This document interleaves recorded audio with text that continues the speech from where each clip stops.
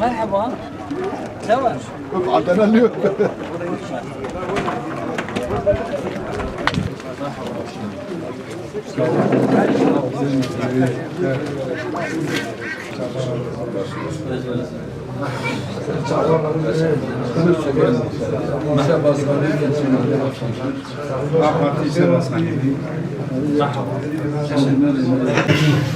وكيل من عجلة عجلة على النار أنا هنا Tamam pazara bu gündiye mina, bu havali mina. Kav götüren bir Rusya götüren bir kuderim. Kendi yönetimi altında olan insanların canını koruyamıyor. Canını korumak sadece bir insanın bir cinayete kurban gitmesine engel olmak değil. Bir insan eğer karnını doyuramazsa, aç kalırsa, açlıktan ölürse, İslam alimlerinin içerisinde şu fetvayı verenler bile var. Diyor ki bir beldede bir kişi açlıktan ölürse o beldenin bütün fertlerine kısas uygulanır. Bu kadar büyük bir cürüm. Öyleyse diyoruz. Hiç kimse aç kalmamalı. Hiç kimse açıkta da kalmamalı. Hiç kimse evi olmadığı için, dışarıda kaldığı için soğuktan donmamalı. Ya da güneşin altından ölmemeli. Bunların karşılanması her şeyden önceliklidir. Ve bu şunu söylüyor. İhracat 300 milyar dolar olmuş, 500 milyar dolar olmuş. Kişi başına gelir 15 bin dolar olmuş, 20 bin dolar olmuş. Bana ne? Eğer memleketteki aç insanların sayısı azalmıyorsa, eğer memleketteki açların karnı doymuyorsa, fert başına gelir ortalama 100 bin dolar olsa ne olur? İşte Amerika, dünyanın en büyük ekonomisi. Tek başına enerjinin işte %35-40'ını harcıyor. Tek başına dünya ekonomisinin %40'ını oluşturuyor. Ama 20 milyon insan Amerika'da sokakta yaşıyor. Gece olunca bir karton kutunun içine giriyor donmamak için. Sabaha kadar onun içinde bekliyor. Peki bu hayat? Bu dediğiniz konut ihtiyacı zaruri ihtiyaçlardan. O konutun illa 5-6 milyonluk, 7 milyonluk konut olmasına gerek yok. Ama insanların başını sokacağı bir yer olmalıdır. Mutlaka devletin buna el atması lazım. Hükümetin buna el atması lazım. Hazine arası çoktur. O hazine arazisini peyderpey sen para karşılığında satacağını dediğim gibi müteahhitlere versen evi olmayan insanlar çok düşük fiyatlarla, çok düşük taksitlerle ev sahibi olur. Ama şimdi bizim önümüzde de şunu da unutmayalım. Çok şiddetli bir deprem. Yüz binlerce ev, yani 1 milyona yakın daire yıkıldı ya da oturulamayacak durumda. Şimdi o depremzedelerin durumu nedeniyle yük biraz ağırlaştı. O yüzden deseniz ki TÜİK bunların hepsini yapacak, belki yetiştiririz. İşte o biraz önce söylediğim proje devreye girse, o arazilerin üzerinde projeyi çiz, müteahhitleri çağırdı aldılar. Dedi ki gelin kardeşim, bu projeye, bu arsanın üzerinde, hazine arazisinin üzerinde kim, nasıl, hangi sürede kaç daire yapabilir? Diyelim ki ben diyorum ki benim gücüm var, ben 1000 tane daire yapabilirim. Yap 1000 daire, 500 tane, 500'e bana vereceksin, ben vatandaşa dağıtacağım. Bir başkası gelir, ben 100 daire yapayım. Birisi der ki ben 10.000 tane yapayım. Herkesin kapasitesi farklı. Ona göre bir planlama, bir proje yapmak çok kolaydır ve çok kısa sürede de yapılır. Bize teslim etseler emin olun biz birkaç ay içerisinde biz bunun planlamasını yapabiliriz. Nerede araziler var? Belediyelere deriz ki oranın altyapısını yapmak konusunda hemen projelerimizi yapın. Öncelikle işiniz budur. Bir an önce altyapı, üst yapı hizmetleri bitsin. Ondan sonra oraları biz imara açalım. Orada gariban insanlar gitsin orada barınsın. Ama önce bunun için bir şey var. Ciddi bir irade var. Bizde proje var, yetki yok. O yetki geçse elimize inşallah çok hızlı bir şekilde biz alabiliriz.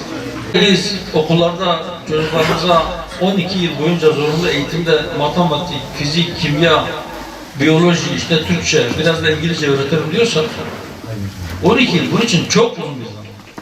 Kaldı ki onu da öğretemiyor. Bazen bakıyoruz böyle, hani sosyal medyada yazı yazanlara bakıyoruz. Ama biz şunu söylüyoruz. Bir şeyler öğrenmenin dışında bir de eğitim lazım. Yani eğitim ve öğretim diyoruz ya. Eğitim adına acaba bu çocuklarımızdan ne veriyor? Bizim onu sorduramamız. Biz ahlak adına ne veriyoruz çocuklarımıza? Onu sorduramamız. Biz iyi insan olma konusunda çocuklarımıza ne öğretiyoruz? Bizim o konuda kafa yormamız lazım. Şimdi sen birisine çok iyi matematik öğretir, çok iyi fizik öğretir, çok iyi kimya öğretir ama iyi insan olmayı öğretmez. Onun kafası arkadaşını nasıl kandırdı, ömrünü nasıl dolandırdı, filakese nasıl hile yapar, bu şekilde çalışacaksa kafası çalışması da iyidir. Anne babasını zehirleyen o mühendislere Anne babasını zehirleyen, işte ne bileyim, kimyager bir şey için, bir bilezik için annesini doğrayan, baba annesini keser, yataktayken onu öldüren. Hepsi yanlış eğitimden geliyor. Odur işte. Bizim çocuklarımızda insan oluyor. Eğer bir insanda Allah korkusu yoksa, bir insanda ahiret bilinci yoksa, bir insanda yaptığının hesabını vereceği bilinci yoksa, kendini niye düzelsin ki? Niye kendisini anlamıyorsun?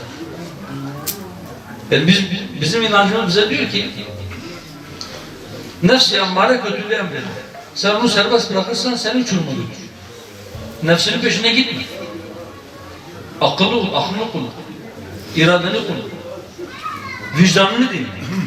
Şimdiki eğitim sistemi diyor ki, duyguların seni nereye götürüyor söylüyor.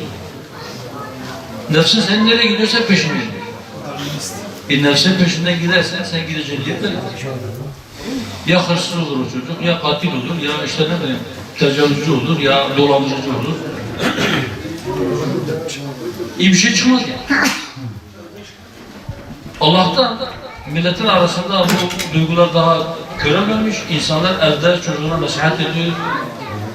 Oğlum bak, insanlık denen bir şey var, iyilik denen bir şey var, komşuya iyi davran, büyüğüne iyi davran. Ailede bunlar devam ediyor. Yoksa bu batıcı eğitim modeliyle bizim gelişimiz hiçbir yeri yok. O üniforma, o daha nasıl diyeyim? Devede kulak bile. Ya da kulak. Allah sonunda verirsin. Amin.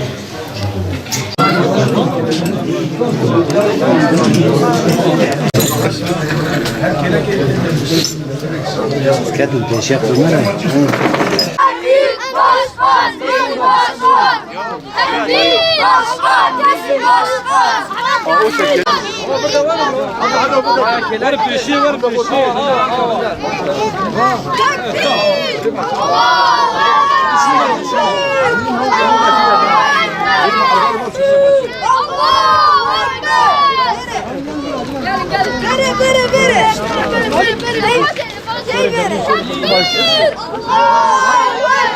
Başkan bizim başkan. En büyük başkan bizim başkan. En büyük başkan bizim başkan. En büyük başkan bizim başkan. En büyük başkan bizim başkan. En büyük başkan. Tam otomasına gücünü temizliyor. Hadi yeter. En büyük başkan bizim başkan. En büyük başkan bizim başkan.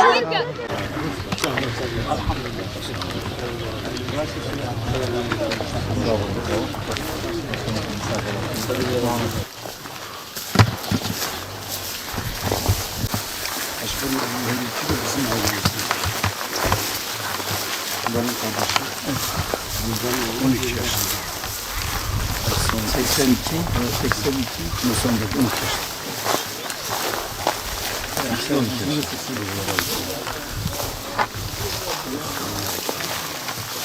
Bu memleket nasıl zulümler görmüş, neler yaşanmış bu topraklarda, işte bu mezar taşları anlatıyor. Hepsinin aynı gün 10 Mart 1994 günü şehadet şerbetini içine gidiyorsunuz ve yan yana Bayram akşamı. iki amca çocuğu Arafa günü şehadet şerbetini içen 12 yaşında iki genç. Evet. Devam. Ne? رب العالمين جوردي ظلمي بيرانجي أريبا وديني شو ذي كشينر وديني أنا سريع قروش قتلعمه في شكل زارو كي 12 سالي مالي 23 سالي كال واختيار وبيرات فاقنا كل Yok. وديني هيك Sarın sınırı başlasın. Gel. Selamun aleyküm. Aleyküm selam. Hoş geldin. Aleyküm selam. Aferin. Kur'an dersinden mi geliyorlar?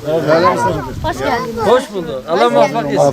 Selamun aleyküm. Ne zaman başladınız? Yeni mi başladınız? Evet. Bir ay oldu. Öğrendiniz mi peki? Evet. Erkeklerden Herhalde sensin. Maşallah. Diğerlerini sana yetişecek inşallah. ben 2, bu 1, 2. Hocamız sağ olsun. Ben de O 3. size öğretti. Benim hatırı var. Amaneti kadar.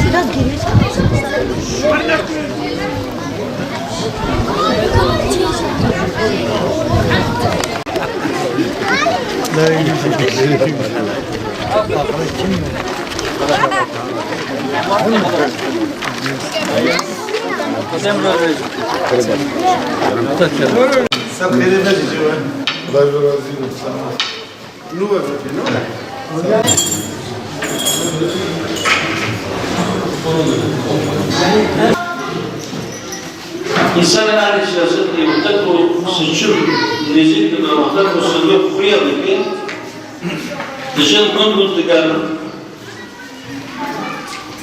dostu koyları bir ki dışın da selam aleyküm sen de şakalı bakın dava var ki dasta geliyor fazla Ya bir şey. Bak.